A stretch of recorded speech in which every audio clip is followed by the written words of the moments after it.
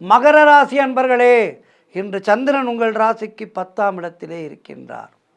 உங்களுடைய ராசி அதிபதி சனி ராசிக்கு 2ஆம் இடத்திலே இருக்கின்றார். என்ன சார் பயமுறுத்துறீங்களா? இல்லைங்க, பிரமாதமாக இருக்குங்க, சூப்பராக இருக்குது. உங்களுடைய முயற்சிகள் எல்லாம் பெரும் வெற்றியை தரும். தாய் வழி சொந்தங்களின் உதவிகள் எல்லாம் கிடைக்கும். கணவன் மனைவியிடையே நல்லதொரு அந்யோன்யம் ஏற்படும். சினிமா, பீச் என்று சந்தோஷமாக செல்வீர்கள். உங்களுடைய முயற்சிகள் எல்லாம் வெற்றியை தரக்கூடிய நல்ல நாள். மனக்கவலைகள் எல்லாம் நீங்கும். கடந்த காலங்களிலே ஏற்பட்டிருந்த மனக்கவலைகள், மனதை அரித்து கொண்டிருந்த கவலைகள் எல்லாம் காணாமல் போகின்ற நல்ல நாள். கடன் பிரச்சனைகள் தீரும். திருமண வயதிலே இருப்பவர்களுக்கு திருமணம் நிச்சயமாகும். நல்ல வரனு, பையன் ஆஸ்திரேலியாவில் இருக்கா, முடிச்சிடலாமா? என்ன என்றைக்கோ பார்த்துருப்பார் அந்த உறவினர், அவர் ஜாதகத்தை கொடுத்துருப்பார். கடந்த வாரத்திலே அந்த நீங்கள் ஒரு ஜோசியத்தை கொடுத்துருப்பீங்க.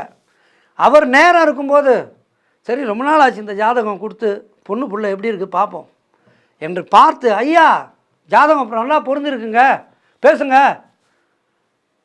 இப்போ தான் செல்ஃபோன் தானே, உடனே ஆஸ்திரேலியாவுக்கு பேசி வரன் நிச்சயமாகி, அப்படியா ரொம்ப சந்தோஷம், எங்கள் வீட்டு பையன் தீபாவளிக்கு ஊருக்கு வரப்போகிறோம், அப்படியே நிச்சயதார்த்தம் பண்ணிடலாம், தை மாதம் கல்யாணம் பண்ணிடலாம் என்று டக்கு டக்கு டக்கு டக்குன்னு எல்லாம் நடக்கும். இது நாள் வரை கல்யாணம் ஆகுமா ஆகாதா, வயசாகிட்டே போகிறது பொண்ணுக்கு என்றெல்லாம் கவலைப்பட்டு கொண்டிருந்தவர்களுக்கு கண நேரத்திலே, அதுதாங்க இறையருள்ங்கிறது.